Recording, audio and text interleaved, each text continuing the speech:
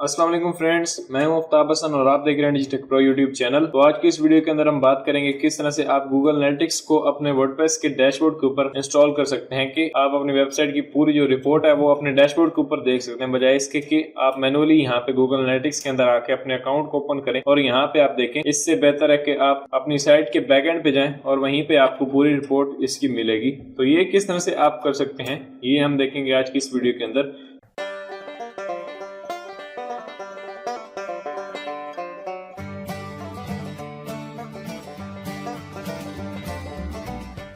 तो यहाँ पे आप देख सकते हैं मेरा गूगल एनालिटिक्स का अकाउंट पहले से क्रिएट हो चुका है। अगर आपका नहीं है तो आपने सबसे पहले इस पे अकाउंट बनाना है, यानी analytics.google.com पे जाएंगे आप और वहाँ पे गेट स्टार्टेड का जो भी साइन अप का बटन होगा उस पर आपने क्लिक करना है और पूरी इन्फॉर्मेशन फिल करके आप जैसे ही ओके करेंगे तो आपका अकाउंट क्रिएट हो जाएगा और इस तरह का आपको डैशबोर्ड मिलेगा और ये आपको स्क्रीन दिखेगी। यहाँ पे आपकी वेबसाइट की पूरी रिपोर्ट आपको दिखेगी। जैसे यहाँ पे राइट नाउ मेरे पास यहाँ पे एक यूजर एक्टिव है, इस तरह से पूरी ये डिटेल मुझे यहाँ पे दिखा रहा है। तो ये आप किस तरह से अपने वेबसाइट के ऊपर ही देख सकते हैं वो हम देखेंगे आज की इस वीडियो के अंदर। तो अब मेरा ये अकाउंट क्रिएट हो चुका है, तो मैं किस वेबसाइट के ऊपर लगाना चाह रहा हूँ वो यहाँ पे मेरे पास मौजूद है। मैं यहाँ पे क्लिक करता हूँ और यहाँ मेरे पास वर्डप्रेस का डैशबोर्ड ओपन हो चुका है बैकएंड। और अब सबसे पहले हमें एक प्लगइन इंस्टॉल करना है, तो मैं यहाँ पे जाता हूँ प्लगइन्स एंड यहाँ पे ऐड न्यू।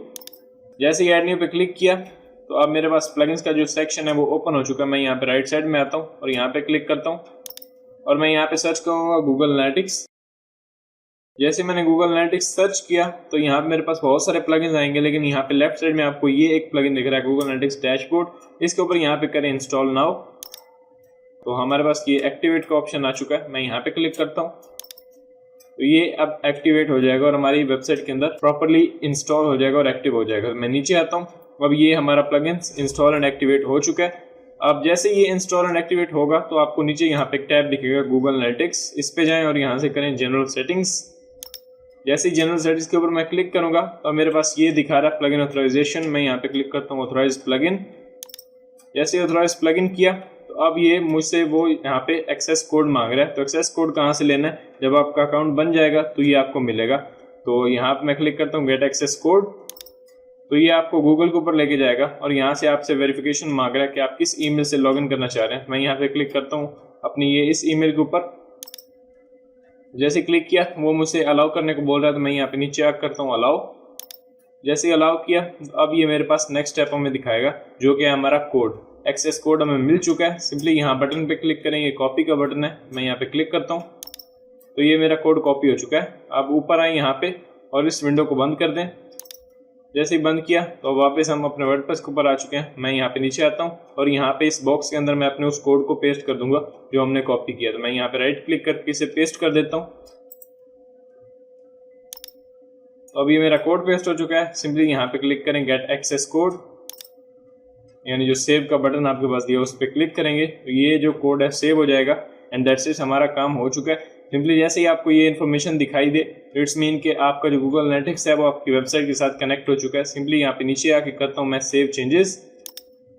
जैसे ही सेव चेंजेस मैंने प्रेस किया तो अब मेरे तमाम चेंजेस सेव हो चुके हैं और हमारा प्लगइन जो है वो इसके साथ लिंक हो चुका है हमारी वेबसाइट के साथ।